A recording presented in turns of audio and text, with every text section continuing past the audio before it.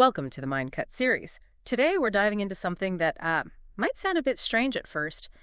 Legal stuff around relationships, specifically prenups. Right. Prenuptial agreements. Yeah, but look, our deep dive today isn't really about, divorce statistics or planning for the worst. No, not at all. We're actually on a mission to explore this, well, kind of surprising idea.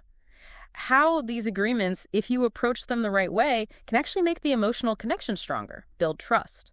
It's a fascinating idea, isn't it? That something legal could actually boost intimacy. Totally. And we're drawing on insights from James Certain. He's a family law attorney, tons of experience, over 25 years dealing with this intersection of, love and law. And what really stands out from his perspective is this idea that, real vulnerability, real trust, it seems to flourish best when there's a feeling of safety, clarity, and a prenup.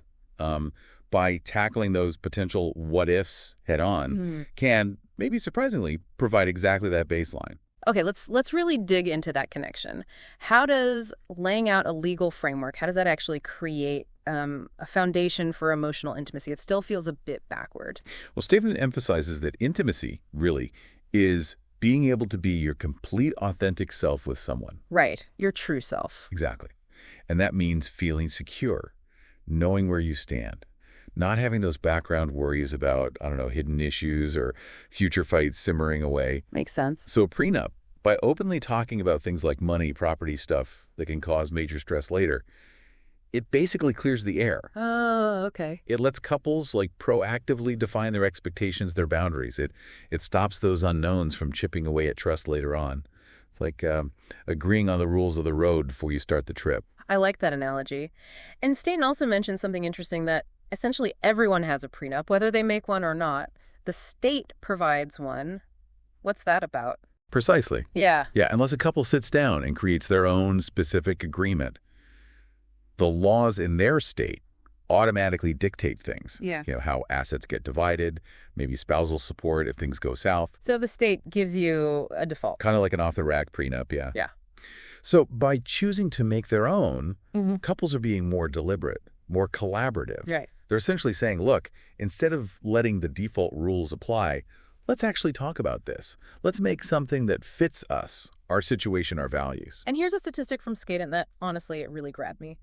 The vast majority of people with prenups, they actually stay married. Wow. Which completely flips the usual narrative, right? That getting a prenup is like predicting doom. Yeah. What do you think is behind that? It really makes you think differently about the whole thing, doesn't it? Maybe, just maybe, the act of having those honest, sometimes difficult conversations right at the start, maybe that's what helps build a stronger marriage. The process itself. Yeah. It suggests that tackling potential issues up front, building that clear framework, it's not pessimism. It might actually be a sign of real commitment to open communication, to building something solid. It shifts the whole focus away from failure towards building resilience. So reframing it, instead of seeing prenups as planning for a breakup, how does Stofton suggest couples approach this conversation more positively? He frames it quite nicely, I think, as a discussion about the contract of love and marriage. Okay, I like that. It moves it away from just, the end game. It moves towards defining what partners really owe each other, and not just materially, but emotionally, too. Ah, the emotional side. Exactly. It becomes a chance to have those really intimate, often skipped conversations about what makes you feel loved, what makes you feel seen, valued. What are the actual things, big or small, that create that feeling? The prenup chat can unexpectedly open that door, clarifying expectations are the very core of the relationship. And this idea of setting up a rule set for disagreements before they happen, that seems incredibly practical. How does the prenup process help with that? Well, by prompting couples to talk about potential friction points, maybe it's money, maybe careers, lifestyle stuff, even just who does the dishes, right? Sure, the everyday things. It forces them to think ahead. How will we handle these bumps in the road as a team? It's about setting intentions. How do we talk respectfully when we disagree? How do we make sure we both feel heard? What support do we need when things get tense? It's like agreeing on your fight style beforehand. Feeling safe, emotionally, physically, that's so fundamental for love, isn't it? How does a prenup, from Stone's view, contribute to that basic security? A prenup can be like an invitation almost to talk about the hard stuff, things you might otherwise just ignore out of fear or awkwardness. Yeah, avoid it. Exactly.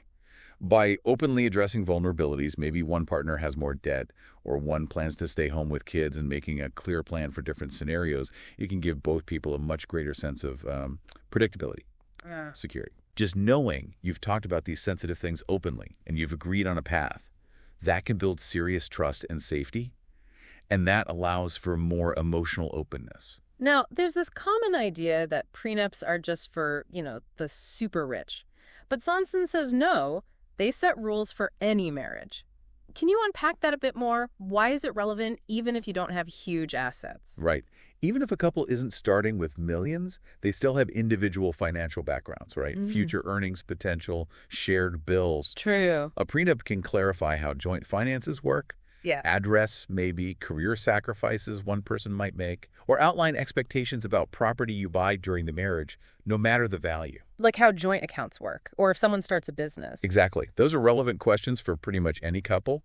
And hey, even for people with big pre-existing assets, the agreement might be really simple. Like just saying, okay, this house I owned before, that stays separate. It's about clarity for everyone. Sturgeon also touches on how many attitudes about marriage are just handed down traditions, things we don't question. How does challenging those connect with this idea of building a stronger partnership via a prenup?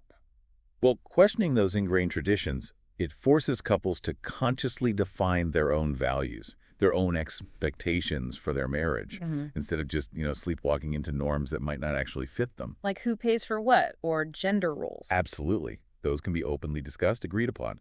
And similarly, the process of making a prenup, it requires couples to actively define their own financial and legal expectations. So it's an act of conscious definition. Exactly. This shared process of questioning and defining helps make sure the marriage is built on mutual understanding, on agreements they both chose, not just stuff they inherited without thinking. Given the divorce rates, which are significant, Sturgeon uses this quite stark phrase he calls marriage a risky technology. In that light, how can we see prenups not as admitting failure, but as, responsible planning? Well, if you look at the stats, the reality is that a lot of marriages do end. So not talking about the potential legal and financial side of that, you could argue that's actually less prudent than planning ahead. Interesting way to put it. A prenup isn't about predicting divorce. It's acknowledging life's uncertainties, relationship uncertainties, and just creating a framework to navigate a tough situation with more clarity, more fairness, especially if kids are involved. It's just being prepared, not being negative. What about the whole wedding industrial complex? The focus is so often on the fairy tale wedding day. Does that intense focus on the fantasy maybe get in the way of having these more grounded, practical prenup-style conversations? Oh, absolutely. That huge emphasis on the often idealized, often very expensive wedding. It can definitely overshadow the need for realistic, sometimes difficult talks about the actual day-to-day of marriage, its complexities. The romance makes the practical feel unromantic. Exactly. The fairy tale vision might make talking about a prenup feel awkward or even taboo. But it's precisely these conversations, the practical ones, that can actually build a more resilient and ultimately, more loving and secure partnership long term. Stin makes an interesting comparison between business contracts and marriage prenups. He suggests a business contract might imply some initial caution or lack of trust, but a prenup can be about proactively building strength. Can you elaborate? Yeah, it's a neat distinction. In business, contracts are often there to protect individual interests, maybe in a competitive situation. They set boundaries, sure, but sometimes there's an undercurrent of, I need to watch my back. A bit defensive. Whereas a prenup, if it's coming from a place of love, of commitment, it can be seen more as a joint effort. Let's create clarity, security for both of us. It's about building understanding, aligning what we expect, trying to head off future conflicts. So it actually strengthens the relationship's foundation through that open communication, through mutual agreement. C-Note also talks about identifying and discussing markers in relationships, like tracking progress or problems elsewhere in life. What kind of markers are we talking about, and how can couples discuss them, maybe using that prenup mindset? Well, relationship markers could be big changes in how you communicate, shifts in intimacy levels, maybe changes in shared hobbies, or even just noticeable shifts in how happy or well one partner seems. Okay, things you notice changing. Yeah. And the key is having a habit of open, honest talk, where you can discuss these shifts, good or bad, without judgment. That prenup mindset of proactive communication, it encourages couples to check in regularly about these markers, address things early, actively work together to keep the relationship healthy and growing. The definition of intimacy you mentioned earlier, the ability to be completely yourself with someone that feels really powerful.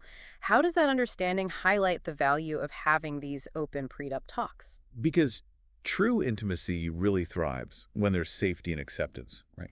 And the process of talking about a prenup, well, it demands a pretty high level of vulnerability, honesty about your values, your expectations, maybe even your fears. Yeah, you have to put things on the table. Exactly. And if you can navigate those talks successfully, that can actually deepen intimacy. It fosters that incredible feeling of being truly seen, understood, accepted by your partner, warts and all, Yeah. your unspanked self.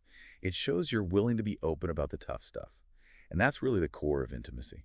And this baseline fallacy idea, expecting that initial intense romance feeling to last forever, that's such a common trap. How can couples manage those expectations better and build something more sustainable? It's so important to recognize that initial phase, Yeah. right? The super passionate part, it's often driven by novelty, by strong physiological stuff. And it's just not sustainable at that peak intensity forever. Right, and naturally shifts. So instead of always chasing that first high, couples can consciously focus on growing a deeper kind of love. Something built on shared values, respect, consistent effort, and just a realistic grasp of each other's needs and how things change. And talking about it helps. Definitely. Open communication about how things evolve, maybe even prompted by those early prenup talks about expectations, can help manage those shifts, prevent disappointment, foster a more mature view of what long-term love actually looks like. Having a framework for difficult conversations, that keeps coming up as essential. Why is it so vital for a relationship to last, and how does the prenup process maybe help set that up early? Because resentment, distance, they really grow when issues get ignored or just fester. Yeah, the unspoken stuff. Exactly. So having a framework like a shared understanding of how to argue constructively, when maybe to take a break if it gets too heated, Yeah. how to make sure you both feel heard, that's absolutely vital for getting through the challenges that every long-term relationship faces. No relationship is conflict-free. None. And the prenup process, it can be like an early training ground for these crucial skills. It sets a precedent for talking openly about sensitive things. It builds confidence that, yeah, we can handle tough talks together. Stone asks this really basic question that often gets lost in all the wedding excitement. Why are you actually getting married? He pushes back on the just because. Why is it important to really examine those underlying reasons? Because digging into why is it societal pressure, family expectations, tax breaks, or is it a really genuine, considered commitment to building a life together that lets couples align their expectations right from the start? Make sure you're on the same page about the why. Exactly. A clear, shared why gives you a much stronger foundation for figuring out the how of marriage. It can stop disillusionment later if the initial reasons weren't really shared or, well, weren't very deep. It just encourages a more conscious, intentional way of building a life together. You mentioned the legal defaults earlier. How many people marry without really knowing what the law says about assets or alimony if things end? Why is it important for couples to get educated on this, even if they don't end up getting a prenup? Well, understanding the legal side of marriage empowers both people. They can make informed choices about their finances, their legal rights. Just knowing the rules of the game. Right. Even if they decide not to make their own agreement, just being aware of the state's default rules about separate property, marital property, maybe spousal support, gives crucial clarity. It helps prevent big misunderstandings or nasty surprises if the marriage does, unfortunately, end. It's just about being legally aware in a partnership that is a legal contract. For instance, you need to know if assets bought during the marriage are automatically joint property in your state, regardless of whose name is on them. That affects how you manage money together. Okay, moving beyond just money. What are some maybe surprising things that can sometimes go into prenups? And what are the catches regarding, whether they'll actually hold up in court or if they're even a good idea? Yeah, while money is definitely the main focus, prenups can touch on other things. Some might have aspirational goals for lifestyle, or even try to create incentives or penalties for certain behaviors. Like those crazy stories you hear about weight gain clauses. Exactly like that. Though the enforceability of those non-financial clauses, it's tricky. It really varies by location.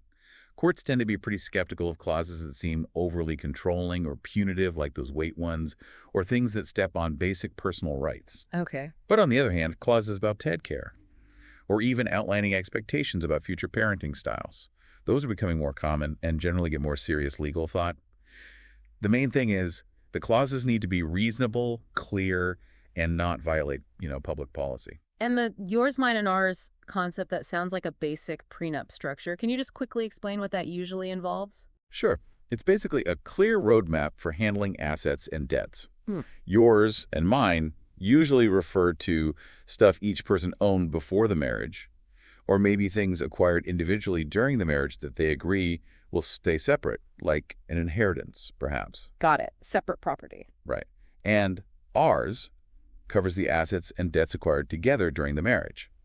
The prenup then outlines how those joint things will be managed and potentially divided later. It's a way to keep some financial independence while still building shared resources. Stone talks about the real emotional pain of a nasty, contentious divorce. How can doing this kind of planning upfront, talking openly, maybe getting a prenup, help lessen that potential trauma later? Oh, ugly divorces are just devastating. Emotionally, financially, especially for kids. Horrible. Yeah. By setting out clear agreements and expectations ahead of time, a prenup can seriously cut down on the things people might fight about during a divorce. Fewer battlegrounds. Exactly. That can lead to a process that's smoother, less adversarial, and ultimately less traumatic. It minimizes the emotional damage. Now, a prenup can't magically erase all the hurt of splitting up, but it can provide a clearer path for a fairer, quicker resolution. It reduces the chances for those long, damaging legal fights driven by hurt feelings and different ideas of what's fair. Mutual vulnerability, teamwork, those seem vital for relationships to last. How can having these prenup conversations actually help couples build those qualities? Well, the act itself, sitting down to talk openly about sensitive stuff like money or the possibility the relationship might end, requires both people to be vulnerable. True, you have to open up. And you have to approach it collaboratively, like a team. It shows you're committed to supporting each other, building a secure future together, facing potential challenges as a unit, just recognizing that relationships take constant work and you need to navigate difficulties together. That's a key insight that can come out of these early proactive talks. Our source mentioned the false reality of early courtship, how we often present an idealized version of ourselves. How do couples get past that shiny surface to build something more real and lasting? Yeah, that initial phase, right? You highlight all the good stuff, the shared interests, maybe hide the quirks or vulnerabilities. The best behavior phase. Totally. Building something real and lasting means moving beyond that. Being willing to show the imperfections, the different views, maybe even past hurts. And open, honest communication, perhaps kicked off by that prenup mindset of discussing expectations and challenges, is absolutely crucial for getting to that deeper understanding, for accepting each other's genuine selves. And true romance being about seeing beyond the surface, accepting the flaws. How does that tie into long-term success? And can the kind of open talk encouraged by thinking about a prenup help foster that acceptance? Well, real lasting love is about seeing and accepting the whole person, right? Yeah. Strengths, weaknesses, quirks, everything. The complete picture. Yeah. And that deep feeling of being truly seen and loved for who you really are, not some perfect image. That creates incredible security, a sense of belonging. Now, a prenup itself is mostly practical, legal. But the foundation, it builds open communication, honesty, vulnerability that can create a safer space. A space where both partners feel more okay being their authentic selves. And that fosters the deeper acceptance that's really at the heart of true romance. Sutton mentioned the poison of social media, creating unrealistic expectations. How can couples fight back against that and focus on the real, simple, everyday stuff that often defines love? Oh, it's tough. That curated perfection online, the constant comparison, it can really warp your view of what a real relationship looks like. It creates pressure. Totally. Counteracting it takes real conscious effort. Focusing on the present moment, actively appreciating the small, maybe selfless things like the pizza slice example, or remembering a small preference, recognizing that real love often lives in the consistent, maybe mundane stuff, not just grand gestures for Instagram. So communication about values helps. Definitely. Talking openly about what you value as a couple, consciously prioritizing your unique connection over what you see online, maybe starting those talks early when discussing expectations that can be incredibly helpful. So intimacy, being completely yourself. How do ongoing conversations, maybe sparked by that initial prenup mindset, help couples keep building that intimacy over time as the relationship changes. Right, because intimacy isn't something you achieve once and you're done, right? It needs constant attention. Like watering a plant. Exactly. Open, honest talks about what you appreciate in your partner, what makes you feel loved, supported, even areas where maybe you see room for growth. Those are vital for deepening the connection long term. That prenup mindset, being proactive, willing to discuss sensitive things, can set a really powerful precedent for that kind of ongoing dialogue. It fuels that continuous sharing, understanding, and growth that keeps intimacy alive. The source briefly mentioned postnuptial agreements and potential legal hurdles. What's the main difference between those and prenups? Well, postnups are basically the same kind of agreement, but they're made after the couple's already married. Okay, so timing is the key difference. Right. And legally, that timing matters. Postnups can face extra scrutiny, especially around something called consideration, which basically means there has to be a fair exchange of value between the partners for the contract to be valid. And with a prenup? With a prenup, the agreement to get married is considered the consideration. But with a postnup, since you're already married, there needs to be some new, clear exchange of value written into the agreement itself. That can make them more complex and sometimes harder to enforce in court compared to a prenup. Okay, that makes sense. So even if a couple doesn't get a formal prenup, these underlying principles, open communication, defining needs, having a plan for disagreements, they're still super valuable, right? How can couples put this prenup mindset into practice without the legal document? Oh, absolutely.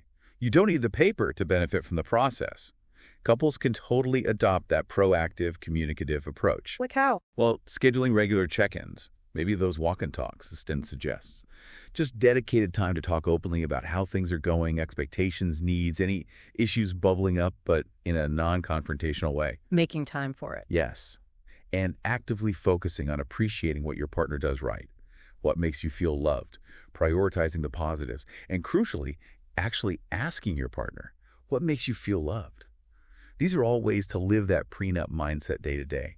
It's just about being intentional about the relationship's health. So ultimately, it seems like the core message is that real, lasting love takes vulnerability. It takes being willing to have those hard but necessary conversations, a kind of bravery in love. Absolutely. I think that captures it perfectly. True, enduring love isn't about dodging discomfort or hiding parts of yourself. It takes courage. Courage to be vulnerable, to share fears and needs openly, and to have those challenging talks even when they feel tough. That proactive, brave approach to the heart of the prenup mindset seems absolutely essential for building a deep, resilient connection that can actually weather life's storms. This deep dive has definitely shed new light on the whole prenup topic for me. Connecting legal frameworks to emotional intimacy. It's a fresh perspective.